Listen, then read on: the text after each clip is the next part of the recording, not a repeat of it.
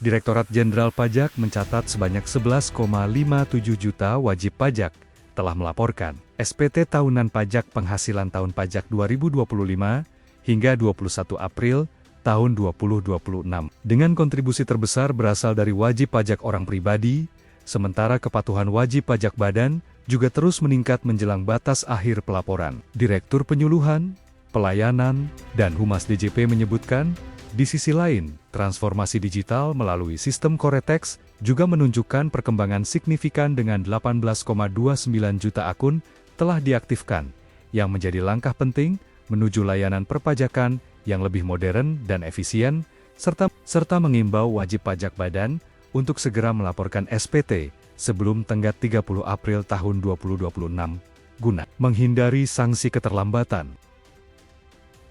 Calon pimpinan The Federal Reserve, Kevin Warsh, menegaskan komitmennya untuk menjaga independensi kebijakan moneter dari pengaruh politik termasuk tekanan dari Presiden Donald Trump.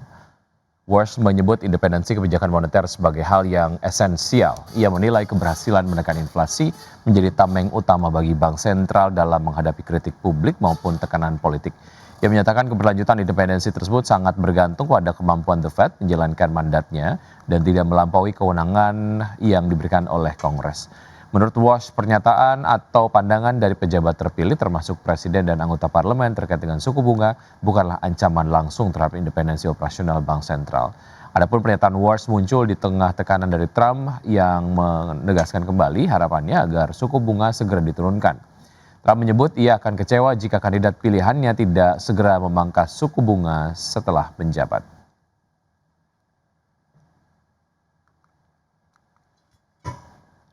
Selanjutnya, pemirsa, update dari Bursa Global. Bursa Wall Street melemah pada perdagangan di hari Selasa akibat meningkatnya kekhawatiran terkait dengan konflik di Timur Tengah. Ketidakpastian meningkat setelah seorang pejabat senior Iran menyatakan negaranya bersedia menghadiri pembicaraan dengan Amerika Serikat di Pakistan asalkan Washington menghentikan kebijakan tekanan dan ancaman.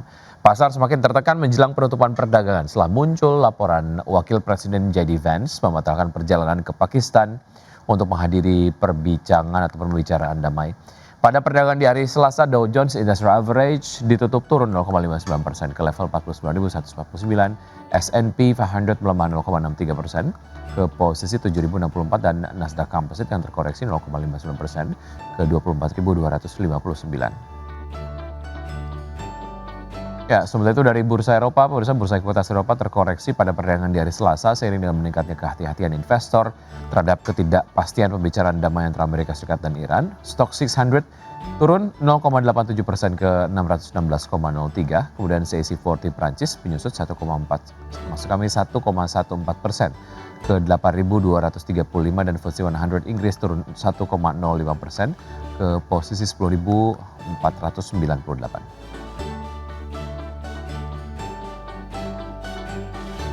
Ya, Presiden Amerika Serikat Donald Trump memutuskan untuk memperpanjang gencatan senjata dengan Iran tanpa batas waktu beberapa jam sebelum berakhirnya pemberlakuan gencatan senjata pada Selasa 21 April 2026. Trump mengklaim keputusan ini diambil untuk memberikan ruang bagi kelanjutan pembicaraan damai antara kedua pihak.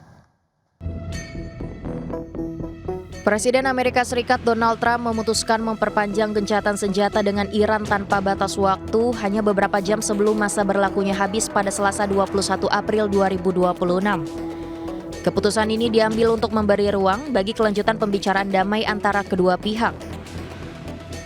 Dalam pernyataannya di media sosial, Trump mengungkapkan bahwa langkah tersebut diambil atas permintaan Pakistan yang berperan sebagai mediator.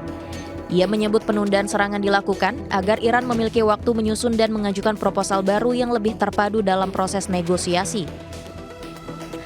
Langkah ini menandai perubahan sikap Trump setelah sebelumnya berulang kali mengancam akan menyerang fasilitas vital Iran, termasuk pembangkit listrik dan infrastruktur sipil lainnya, yang oleh sejumlah pakar dinilai berpotensi melanggar hukum perang. Trump juga menyinggung kondisi internal Iran yang dinilainya tengah terpecah. Meski memperpanjang gencatan senjata, Trump menegaskan bahwa blokade Angkatan Laut Amerika Serikat terhadap pelabuhan dan garis pantai Iran tetap berlanjut. Kebijakan ini sebelumnya telah dikecam oleh Teheran sebagai tindakan perang sekaligus menjadi salah satu isu krusial dalam negosiasi yang masih berlangsung. Hingga pengumuman tersebut disampaikan, belum ada tanggapan resmi dari pihak Iran, Israel maupun Pakistan terkait perpanjangan gencatan senjata ini. Berbagai sumber IDX Channel.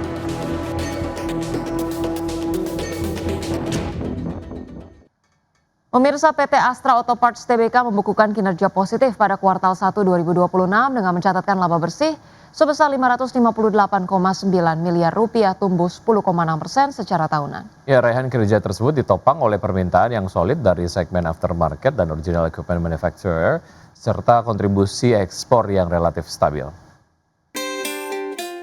PT Astra Auto Parts Tbk membukukan kinerja positif pada kuartal 1 2026 dengan mencatatkan laba bersih sebesar 558,9 miliar rupiah, tumbuh 10,6% secara tahunan dibandingkan periode yang sama tahun sebelumnya sebesar 505,6 miliar rupiah.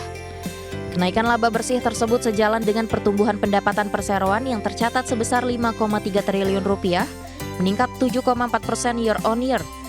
Kinerja ini ditopang oleh permintaan yang solid dari segmen aftermarket dan original equipment manufacturer, serta kontribusi ekspor yang relatif stabil.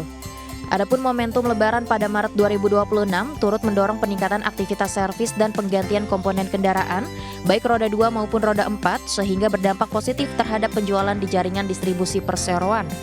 Kedepan, perseroan berencana menjaga momentum pertumbuhan melalui penguatan portofolio produk, ekspansi jaringan distribusi, serta pengembangan pasar domestik dan ekspor, termasuk memperluas peran dalam ekosistem kendaraan listrik nasional.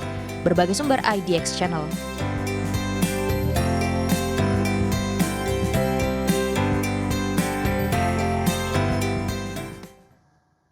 Ya, emiten pelayaran PT Wintermar Offshore Marine Tbk atau WINS optimistis menjaga pertumbuhan bisnis tahun 2026. Perusahaan mengandalkan peningkatan permintaan kapal offshore seiring pemulihan industri migas global.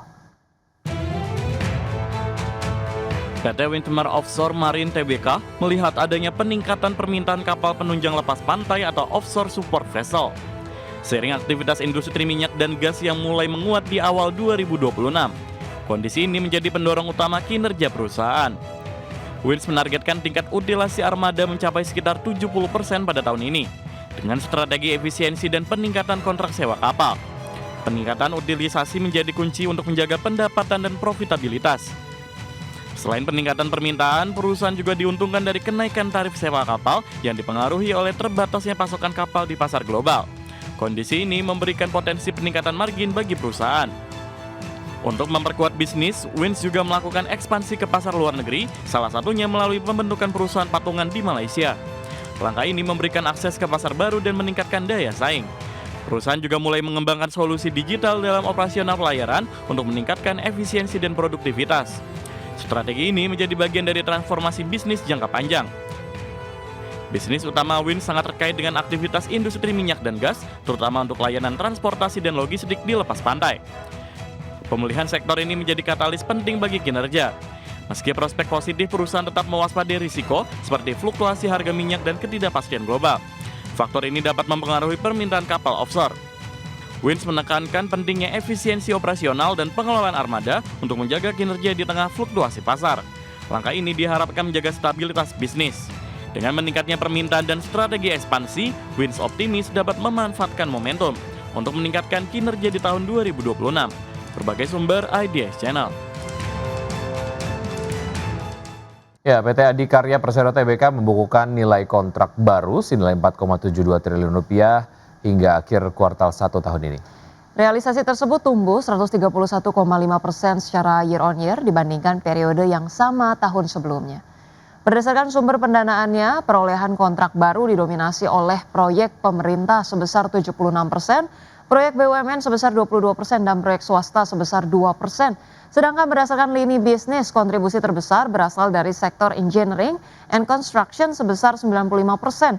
Disusul kontribusi dari lini bisnis properti, manufaktur, serta investasi dan konsesi. Corporate Secretary PT Adikarya Persero Tbk, Rozi Sparta menjelaskan perseroan mampu menjaga kinerja positif di tengah tantangan industri sekaligus memperkuat daya saing dalam menangkap peluang proyek-proyek strategis di tengah dinamika sektor konstruksi nasional. Perseroan optimistis dapat menjaga pertumbuhan berkelanjutan dan memberikan kontribusi nyata terhadap pembangunan nasional.